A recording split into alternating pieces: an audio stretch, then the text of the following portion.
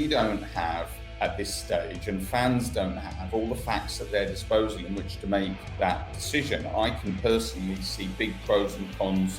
The future of Old Trafford remains front and centre alongside supporter engagement, fan share schemes and a trip to Brighton. Get the kettle on. It's your latest episode of the Theatre of Red.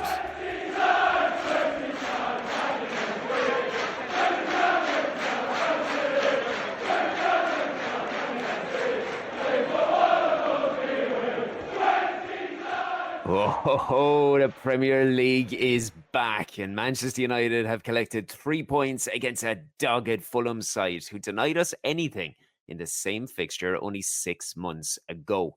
The atmosphere was understandably good on opening night, with the backdrop of Sir Jim Ratcliffe and his M.U.S.T machine beginning to craft a new chapter in Old Trafford and the North West. Throughout an ongoing battle with the Glazer family and Rupert Murdoch beforehand, the presence of the Manchester United Supporters Trust has stood front and centre with their mission to strengthen the fans' influence and inevitably safeguard the club. Now, as we look ahead to a trip to Brighton tomorrow, I am thrilled to welcome a key board member of M.U.S.T in Mr. Chris Rumfitt. Chris, welcome along to the Theatre of Red, sir. How are you today? Hi, Shaun. I'm very well. Yeah, decent enough start to the season at the weekend. So, fingers crossed it continues. Hear, hear. We have much to discuss regarding the ongoing developments of the football club. But before we do so, I'm conscious that many of the listeners will be aware of the existence, but not quite grasp the day-to-day tasks and the general mission statement of M.U.S.T. So far better for you than me to enhance the understanding of the Manchester United Supporters Trust and to elaborate on the growth since 1998. Thank you. Yeah, no, I mean, we and predecessor organisations have been going, as you say, since the late 90s, originally starting up, as Shareholders United against Murdoch to stop, Murdoch's proposed takeover of the club. Over that time, our role has evolved. Obviously, the Glazer takeover in 2005, which we warned about all of the consequences of at the time in terms of what all the debt would mean for the club. And, we're not happy to say everything we predicted and feared was proved right, but it has been, as we've all seen, particularly in the last decade since Sir Alex left.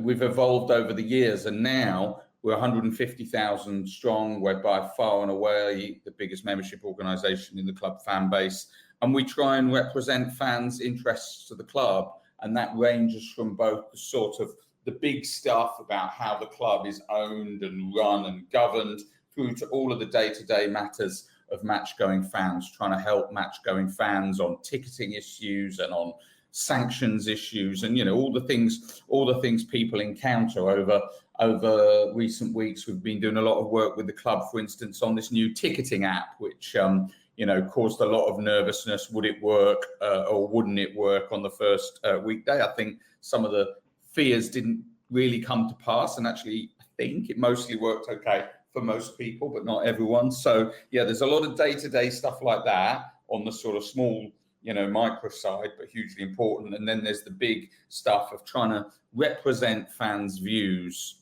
to the ownership and the management of the club about how the club's run.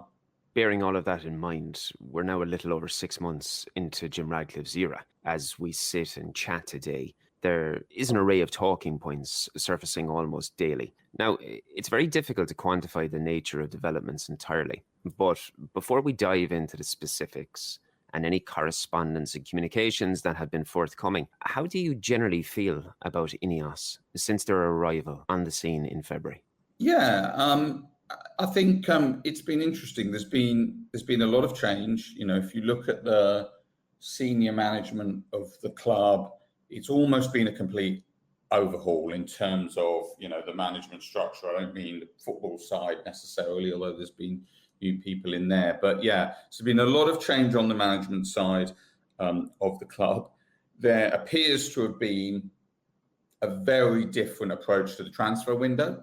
And I think most of us think probably a better approach to the transfer window. I think you can only really judge a transfer window about a year after the event. But certainly as we sit here today, it looks like a pretty professionally executed transfer window with most of the transfers done early. So I think there's reasons for optimism. Ultimately, time will tell, and we will only really know after the event, in terms of, has, the new CEO, new sporting directors, lots of people on the footballing side, how does the jobs they do and the decisions they make and how that plays out. But I think, 6 months in, I think sort of cautious optimism is probably the best way to describe it. It's exactly how I would have described it, because I think as supporters we're scarred by the lack of planning, progression and downright incompetence of certain notables throughout the years. But an insistence to cultivate that best-in-class backroom team was undoubtedly the primary goal for the billionaire. With key figures like Dan Ashworth and Jason Wilcox arriving, we're seeing a wave of critical football decisions appear to be now made by football people, and that makes a huge change in itself right off the bat. A notable move came in July through who you just mentioned as CEO Omar Barada. He opted to touch base with M.U.S.T directly and outline his vision and his desire for engagement from the off. With the correspondence sent on his opening day in his new position, just how much was that felt and how was that received by the trust, and what are your thoughts on that? Yeah, I mean, it was very encouraging, and it actually, repeated an approach by Jim Ratcliffe himself, who also wrote to us on the day that they sort of exchanged contracts. I think it was Boxing Day, after the deal was sort of signed on Christmas Eve, and he wrote to us on Boxing Day. So it replicated an approach from Jim Ratcliffe of making sure that they approached fans groups and they started the dialogue early on. It's obviously a complete contrast to the Glazers, and it's true to say there's been more dialogue with Ratcliffe and Ineos and his team in a few months than there has in nearly 2 decades from the Glazers, who we never had our first meeting with any Glazer from 2005 until the collapse of the Super League, which was, 22 or 23? It was nearly 20 years before a single meeting, and even then only on Zoom. Whereas Ratcliffe has had face-to-face meetings, and it's very different. I suppose very similar to what you made mention regarding the transfers. You won't truly know the effect of such till like 12 months down the line, even further than such. It is about as positive an introduction as Radcliffe, as Barada and everybody else could have given, because there seems to be an entire ethos presented on the importance of fan engagement and maintaining a proper relationship with the supporters base across the globe. It's very notable as well when you're seeing on social media how they're taking to representing the first Muslim supporters club, for example, and trying to really, really overemphasize the amount of fan engagement that's going on.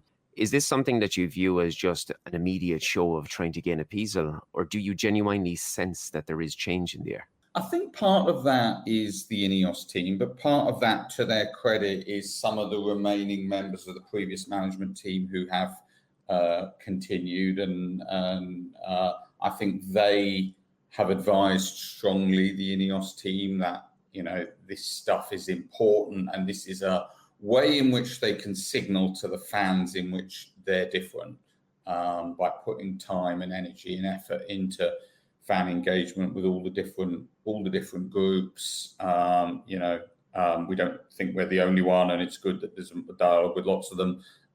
So I think it is Ineos, but I think it's also certain key members of the previous management team who've stayed on, advising that this is maybe an area we can improve, and you can signal to the supporters a change. With that, we saw a very swift and public clear out of house throughout the backroom. Eric Ten Hag's coaching staff, and also throughout the squad, as we're beginning to see. Now, I know myself that several first-team members are still at the club as a result of the mismanagement of their contractual situations, all circulating around the ludicrous terms that were previously agreed upon. But while the majority of the matters that we've seen have been swift, they've been comprehensive, the public examination of Ten Hag left many scratching their heads from the offset. Now, while I agree that it was necessary to evaluate every area of the club following that shambolic domestic league and European campaign that occurred, how did you yourself personally feel about the daily ordeal regarding the manager and the lack of clarity on the situation coming out of the football club at the time? Yeah, I mean, I think that's something where, it's more of a personal view than a must view, because we didn't really take a view on such matters. But on a personal view, I'm glad of the outcome they reached in terms of, continuing with Eric. But the length of time it took and the sort of semi-public nature of the review didn't sit well. They reached the right decision, but I'd rather they reached the right decision more privately and more quickly. Yeah, I would agree on that. And that was entirely what I wanted. I wanted your personal perspective on it, because it was the only sort of damp point in what has been a largely positive 6 months. And I know it really didn't affect the overall grand scheme of what they were trying to achieve. It was more so that personal, the individual touch that they were allowing with you, with I, and with every other individual supporter, whatever side of the fence they were on. I suppose returning back to a more prominent matter, and the most of all, it would be with Old Trafford remaining the most contentious talking point during this 6-month term of Radcliffe. And we have the prospect of everything from a renovation to a new build with the possibility of a sale of naming rights. Naturally, I suppose, as sure as day will turn to night, this has sparked inevitable discussion and debate amongst the supporter base. It's an obvious touchy subject, with an array of notable individuals weighing in and this powerhouse task force identifying the best actions and moving forward.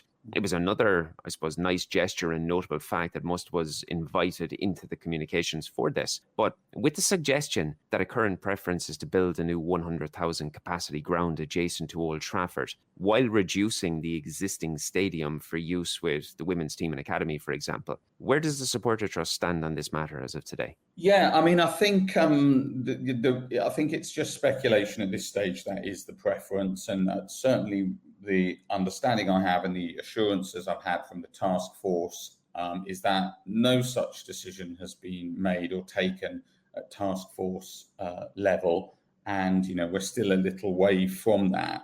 I think the most important thing is that there's a proper engagement with fans, and I don't think it's possible for us to sort of come down and say, it should be a new stadium or it shouldn't be a new stadium, because we don't have at this stage, and fans don't have all the facts at their disposal in which to make that decision. I can personally see big pros and cons of each, and I think the most important thing is that at some point in the coming months, the club come forward with all of the facts and the options and the trade-offs, and really properly consult with fans so that fans can take an informed opinion. Because at the moment, I don't think any of us, certainly me included, can come to an informed opinion in terms of which the right way to go is. There are certain things like naming rights, which are very emotive. And on a personal level, my gut instinct is I hate the idea. But then again, if you tell me, having naming rights versus not naming rights means tickets will be £10 a game less in the future than they would be otherwise, then suddenly it's like, well, hold on, okay, we need to think about this then, So there's probably some very big trade-offs there, and I think at the club probably over the course of the next couple of months need to have a bit more of a conversation with the fan base about what those trade-offs and options are. And the two big ones seem to be, rebuild Old Trafford rather than build a new stadium next door. And then I think the naming rights question is an absolutely huge one. And we need to really understand what the two options look like whichever road you go down. I know ultimately fan engagement is key in this, but I want to touch on something that you said during that, where you yourself personally have a number of pros and a number of cons that you can put towards this. I'm massively conflicted by this because the old sentimental dog in me is just hell-bent on taking Old Trafford and somehow waving a magic wand to eradicate, I suppose, the neglect on one part, but the age and trying to bring it into what is deemed as a suitable 2024 environment. A big worry that I have, Chris, with all of these new stadiums, these coliseums, is the lack of atmosphere that's inside them. And having visited so many of these grounds, that is the resonating fact for me, is that they feel soulless. And Old Trafford, if for nothing else, is just full of soul and tradition. It's the theatre of dreams for a reason. When you mention personally that you can put pros and cons. What would you weigh those? What would you weigh the real primary pros and cons of this from your own personal perspective? In terms of the question of a rebuild or a whole new stadium, I mean, I think the biggest con to a rebuild of the existing stadium, I think, is the disruption during the works, and the fact that the end product will probably always be a bit compromised. In particular, we have more season ticket holders than any other club in the country by far. I think off the top of my head, it's roughly 55,000 season ticket holders. Now, if at any point in the building works you were reducing the number of available seats, which you're bound to be, you stand the risk of, if the capacity even temporarily, but temporarily probably means a whole season or more based on other stadiums. If you're reducing the number of available seats below 55,000, you're going to be saying to season ticket holders, you can't come next season. And maybe even worse still, for the whole duration of the work, you're going to be saying to sort of ordinary club members who perhaps come to, well, probably as many games as they can get tickets for. They might come to 5-10 games a season, but they maybe want to come to more. You could, for many years, be saying to those people, no tickets for anyone but season ticket holders for the next 5 years. And the thought of that is pretty grim, to be honest. I think it would be really harmful to the fan base, to the atmosphere. I think it would be particularly harmful to, younger people, because it's, old knackers like me in their late 40s who've got season tickets already, who'd probably be mostly okay. So I worry a great deal about the rebuild option and the disruption in the meantime, given the high number of season ticket holders we've got compared to other clubs who don't, and therefore the process wasn't as harmful. And secondly, I worry that the sort of end product of a rebuild will always be compromised by the sort of, reality of Old Trafford as it is today. On the other hand, I agree with every single word you just said about brand new stadiums, and how, they lack the character and the soul. And even where you do build them up, it seems to take years to do so. I think some of the newer ones have got better, but lessons have been learned from, let's say, the first generation of new stadiums. It's taken Arsenal, a couple of decades to get any sort of atmosphere going at the M.U.S.T. It does seem to have improved at Arsenal, although the fact that they've got a good team again obviously helps. I suspect if the team went backwards, the atmosphere would too. Tottenham seems a bit better. Atletico Madrid maybe seems a bit better. But you're right, it's hard to get right. And probably the single most important thing to me in any stadium is the atmosphere is more important than the facilities. I think most of us would say.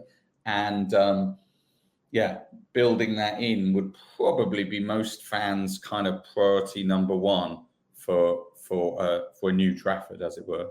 With everything that has happened and the advancements in engineering and construction and design, I have no doubt that there's a group of individuals that could take Old Trafford in its current form and give it a fantastic facelift. But I think for every single pro that you can weigh up to this and the individuals that are going to be signing the checks, I do not see a way that they can manifest that season ticket holder situation when there's going to be subsections of the stadium closed. I always draw back to the visuals that I have in the early 90s when Stamford Bridge was being developed. And it seemed like every season without fail that we visited there was massive placards, stadium closed off, and big construction works taking place all over the place. And with the best of respect to Chelsea, you're talking about a football club in London that the demographic in that area was much lower in comparison with the likes of Crystal Palace, with Fulham, with those football clubs. Yeah. And it's a very, very difficult, tedious task for United to be able to achieve this. But then on the flip side, as you said, regarding atmosphere, it's a number one talking point as it is inside in the stadium with the capacity that we have right now. If you're then taking a further 20,000 bums, putting those on seats, there's going to be an awful lot of individuals that don't weigh in with the atmosphere. I'm fascinated, and maybe I'm just being a stickler and I'm just being old and stubborn, that I feel like they just need to work some sort of magic solution around this, but it is very difficult in moving forward. But I think Obviously, from a fan's perspective, the most important thing is that engagement remains front and centre, and that M.U.S.T is given an opportunity to weigh in with the supporters' voice in this. And as you've said, it is something that was granted from the offset. Do you remain confident it's going to remain that way and moving forward, and you will have a pivotal role in this? Yeah, I think so. Our chief exec, Duncan Drasdo, who's been on this show before, is on the task force, and he's making that case very strongly. Yeah, it's not about M.U.S.T view, it's about us being a funnel for supporters' views. So, it's not just about consulting with us, it's about consulting directly with supporters and us working with the club to make sure they do that. And obviously they need to look at the different groups of supporters. Season ticket holders have one set of interests. Match-going members have another set of interests. Occasional attendees have another set of interests. All are different, all need to be listened to. And yeah, they need to come up with a solution. If it was only the South Stand, I guess one fear I might have is a conclusion that, well, if we fix the South Stand, everything's fine. But, I think most of us know that's not the case. If you fix the South Stand and make it match up to the other stands, then I think visually the stadium would look more comprehensive. But I think, those of us who go every week know the reality is the facilities are not good enough in an awful lot of the stadium. And it's not just the South Stand, and it's not just the roof. Famously, there's a problem with the roof.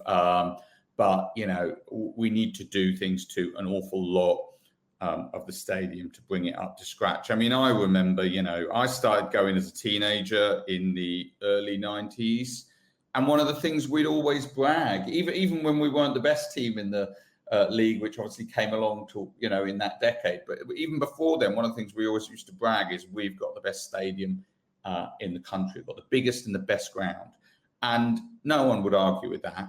Now, no one would even argue it in the first place, I don't think, is the reality. And I just think we're Manchester United, we should have the best ground. And,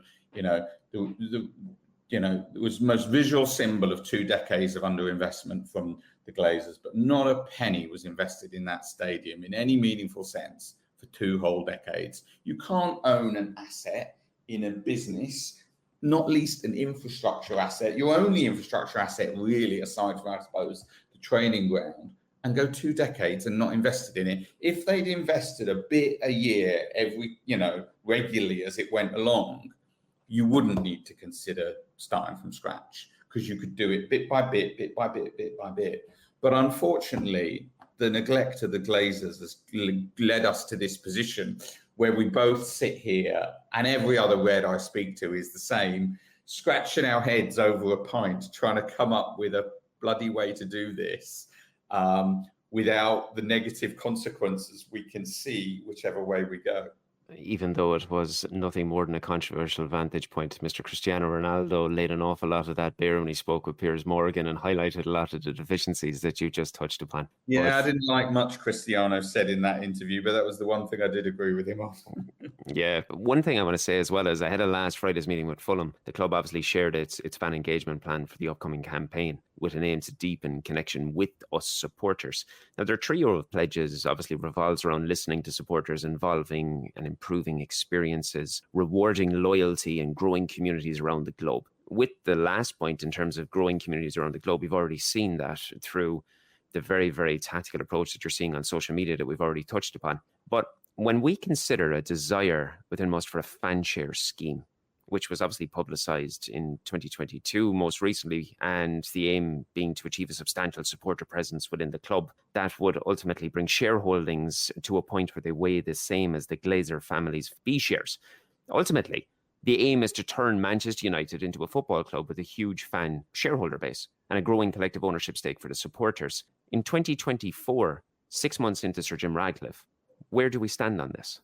Yeah, no, it's a good question. I mean, supporter share ownership, supporters owning a share, a part of their club, is a founding principle for M.U.S.T. It was, we grew out of the shareholders movement of the late 90s, and it's never really gone away, because we think supporters owning shares is the best sort of insurance policy fans could ever have against ever again witnessing what we saw under the Glazer ownership over 2 decades. And we think fans having, a growing shareholding in their club, most of us would have the dream that one day that's 50 plus one, but I think we need to be realistic. The club is worth billions, and we fans don't have that money. But you start with where you are. A scheme which allows fans to build up over time a shareholding in the club, because there's nobody, the majority owners of any business, and let's just think of it as a business for a moment, even though we hate to think of it as a business,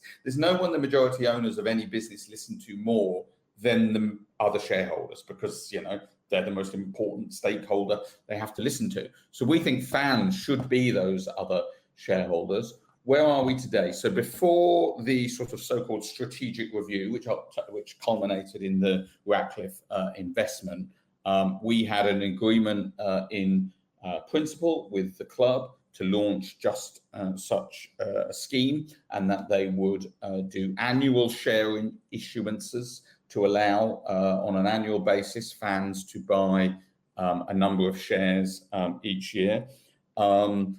When the strategic review commenced, that got put on pause, which was understandable. And I should say that that commitment from the club is in on-the-record statements from Joel Glazer himself. It's not, in off-the-record media briefings or private meetings, even though there were lots of those too. There was on-the-record public statements from Joel Glazer that he wants to create the biggest fan share scheme in the whole of world sport. That's what he said. It's on the club website. So we understand why that had to go on pause. We raised it with Jim Ratcliffe in our very first meeting with him 6 months ago as something we wanted to be on his radar. Understandably, at that point, it wasn't front of his mind.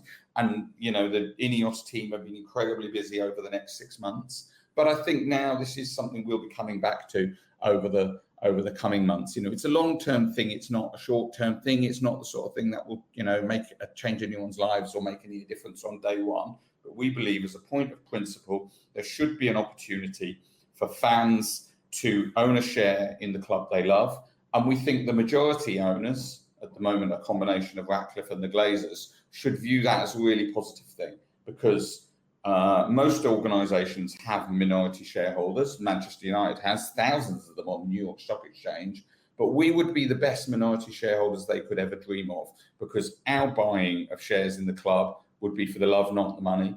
We'd be there as long-term investors, if you will. We're not there to trade our shares and make a profit. I would buy shares in Manchester United. I could never imagine ever selling them. So, perfect minority shareholder.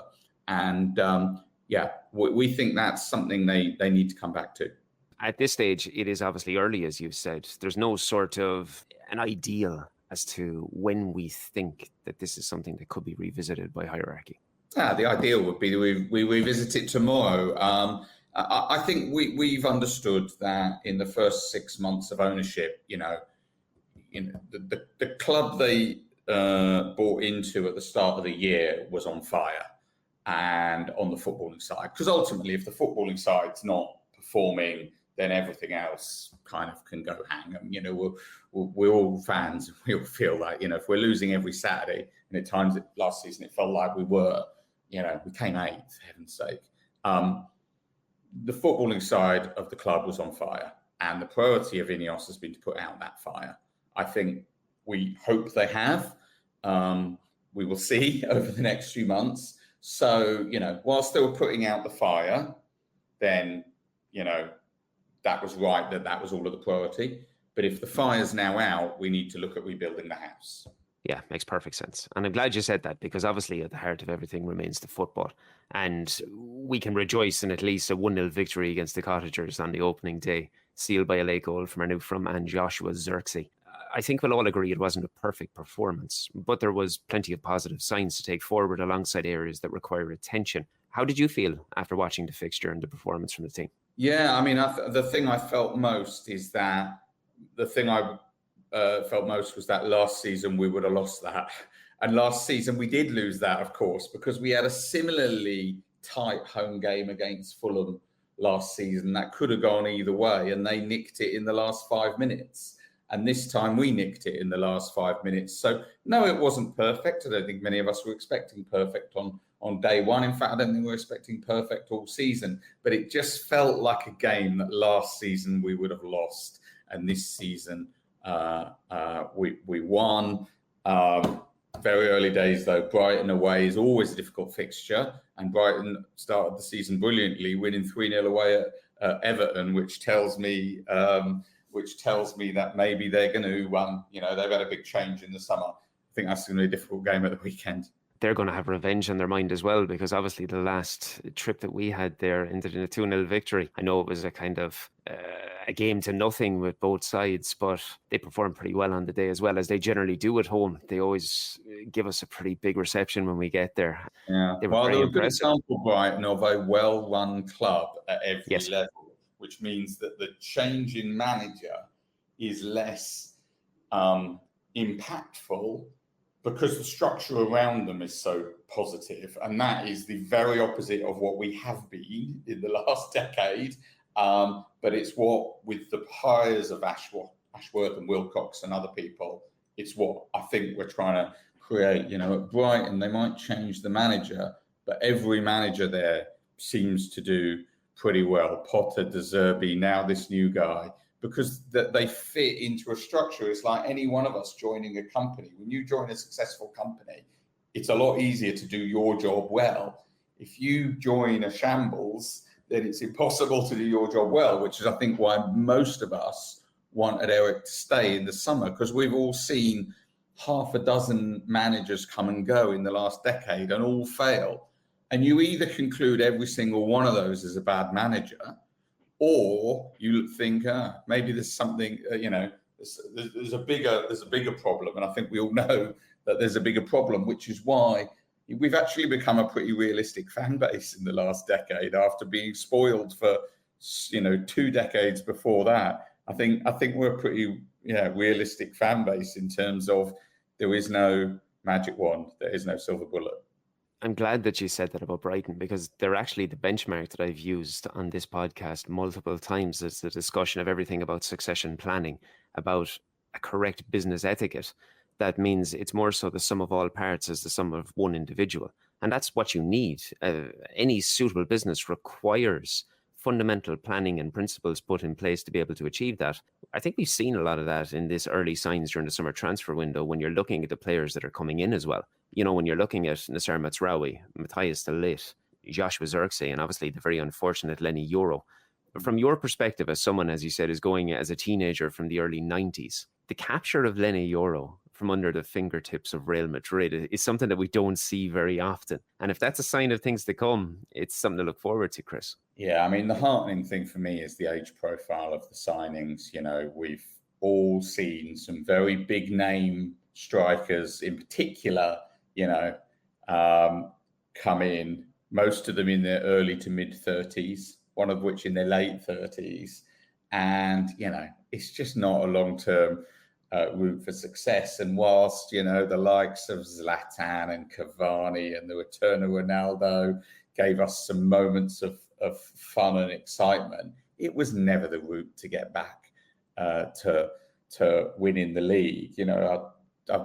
When we signed Højlund, I was just happy we'd signed a striker under 30, because I couldn't remember the last time we'd signed a striker under 30. I'm not kidding. It had been years. And now, buying strikers in their early 20s. So I think, the age profile of the signings, not every signing is going to come off. That's just true everywhere. You need your hit rate to be as good as possible, but you've got a far better chance of a good hit rate if you're signing people in the right age profile than if you're signing sort of 33-year-olds, 34-year-olds, which, well, we've all seen.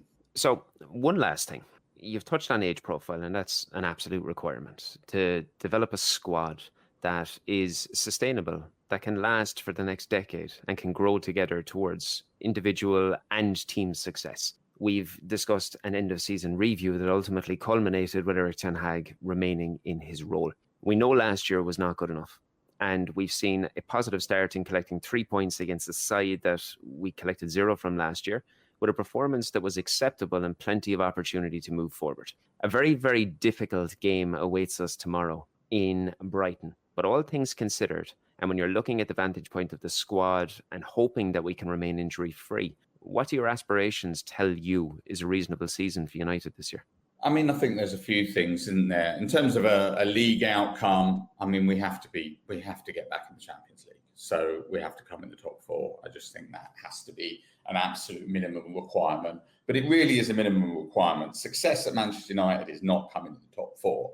You know, Jim Ratcliffe said it. I think he said it publicly. He certainly said it in meetings I've been in. The goal for Manchester United is we should be challenging for the title every year. We're not going to win the league every year, but we should be challenging every year. And we should be in the latter stages of the Champions League every year. Again, no one's going to win the Champions League every year. You should be challenging in the latter stages. That's where we should be. So what needs to happen this year? Well, I don't think either of those things are going to happen this year, but we need to make a very clear step in that direction. So that says to me, yeah, we need to qualify for next year's Champions League. That's a prerequisite for challenging for it. So we need to come in the top four.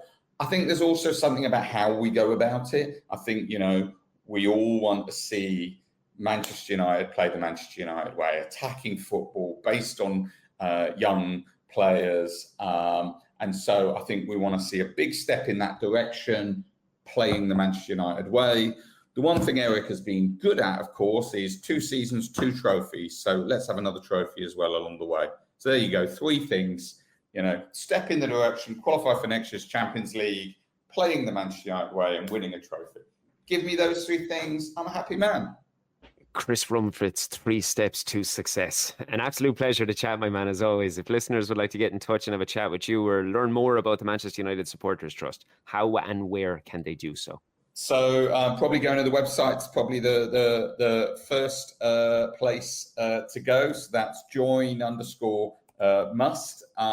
But equally, I'm on Twitter. If you want to send me a message, you're more than welcome to. It's at Chris Rumfitt. Very simple. If anyone wants to tweet me, yeah, the nicer the message, the better. You're a lot more likely to get a reply that way. Absolutely. And as always, you can reach me at Shaun Connolly 85 and connect with the platform theatre_of_red on every social site. But as I ask every week, and I will continue to do so, kindly subscribe wherever you're listening today and feel free to leave a review. Your continued support means the world and allows us to continue crafting weekly episodes like this. So on that, enjoy the game tomorrow and your weekend. And we'll catch you all next week.